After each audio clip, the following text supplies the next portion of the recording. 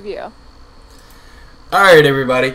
As you may or may not know, one of the greatest graphic novels when it comes to the world of Batman was finally turned into an animation starring none other than Kevin Conroy as the Batman and the best Joker ever, Mark Hamill. Where does this stack up in the animation department? Now, how close does it come to being like the graphic novel and representing that well? Well, as you guys may or may not know, there's a little bit of controversy around this one because they decided to add 20 minutes of a backstory for Batgirl, Miss Barbara Gordon herself, to kind of flesh her out a little bit for the story and what happens to her later on to somewhat appease the fans. But they did the exact opposite in a 180 move, whereas she's going after a guy, she has feelings for Batman, and if you don't want any spoilers, don't listen to this next part. Skip ahead about 30 seconds. Batman and her end up fucking hashtag Batsex. But yes, the Batman and her have a little and yes, yeah. So some fans are really pissed off at the way that they portrayed her because of that. Some fans are okay with it. I mean, I don't have a problem with it. I actually wish that it wasn't in there just because it doesn't go along with the story at all and the progression of it. I wish they would have just kept to the graphic novel itself.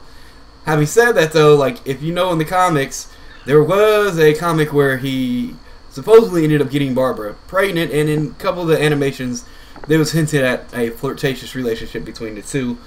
But yes, I can understand where people are kind of pissed off about this, and I can totally understand, especially the villain, that evil little monster fucking twat that she was going after. It was no good. The guy was shitty. I didn't like the way they portrayed it. It was just, it didn't fit the rest of the story. But for the rest of it, I actually quite enjoyed it quite a bit. The animation was pretty good. There were some spots where it just seemed like the animation was lacking, but then it would get really good again. The song and dance musical that the Joker has in it, I mean, you can take it or leave it. For me, I'm leaving it. But it didn't spoil it at all for me. But they stayed really true to that graphic novel. Except for the endings are quite different, and I'll get into that here in a little bit because I have a discussion for everybody else here with me. But overall, I thought it was pretty well done, pretty true to the source material except for that first 20 minutes. And because of that 20 minutes, I'm going to have to knock it down. I'm still going to give it a 7 out of a 10. If you're a big Batman fan, you love the graphic novel, check it out. It's worth the watch, especially to see Mark Hamill being the Joker in this iconic story about the Joker and Batman. And if you don't want to see that first 20 minutes of, to some people, bullshit, just skip past it and it's still a good watch. Now, to the ending, I have a question for you guys. The guys that have, read this graphic novel, which I know Monkey Paws has, and I think maybe Icy Vodka Knockers has. But in the graphic novel, they leave it very ambiguous. Joker tells that story, it pans away, and then you hear only Batman laughing. And a lot of people over the years took that as a theory that Batman ended up killing him.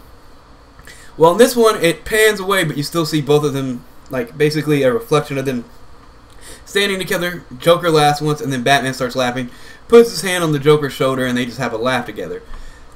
Some people are kind of like, oh, it's not true, the truest ending to the graphic novel, but at the same time, I actually kind of enjoy it because at the same time, it feels like the only time that Batman and Joker actually truly connected with one another beyond the veil of who they're supposedly supposed to be. Because the way that Mark Hamill portrays the character in that moment, it seems like you get past the Joker facade and it's back to who he was before he became the Joker. And in that moment, I think that they actually connected for the one and only true time. They both kind of see the crazy in both of them, but at the same time, like, Joker tells them, there's no saving me. But they still have that one moment, I think, together. Any thoughts on this, or? I never took it as Batman was the one that killed him, the Joker, because you do hear I mean, in the graphic novel, you obviously don't hear it. It will obviously say, like, it says boom or, whatever. I always took it was Gordon, because he was around after right. Batman had saved him because he wanted revenge. I personally don't think it was Batman that killed him, because for many years and many years after, he still never crossed that line. Right. Now to talk about maybe that. Once.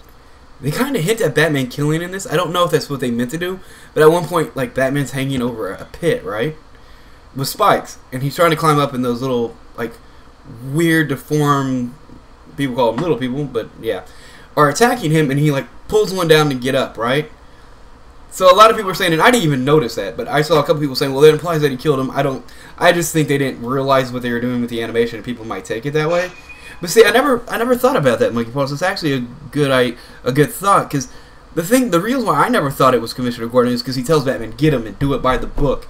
But that is a good point. Like, it possibly could have been Commissioner Gordon. Yeah, I always took it from the graphic novel that it was actually Commissioner Gordon that shot the Joker. I mean, it's basically, I mean, that's one of the reasons why it panned away. It just left that mystery, and you never actually found out. Right. And it just leaves it for interpretation of who shot, or if anyone did it, or if anyone shot the Joker, or if Joker shot Batman secretly. No one really knows what happened at the end of that.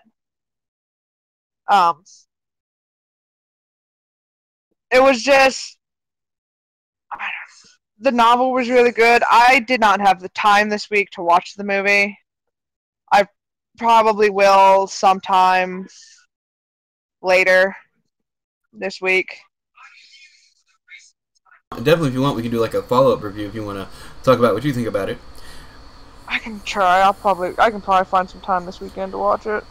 But yeah, it did really well. I think it made almost like $5 million at the box office, which is really well for especially like just a DC animation. Like, that's pretty up there. I still think Phantasm from the Batman animation is still my favorite Batman animation, just because that first 20 minutes.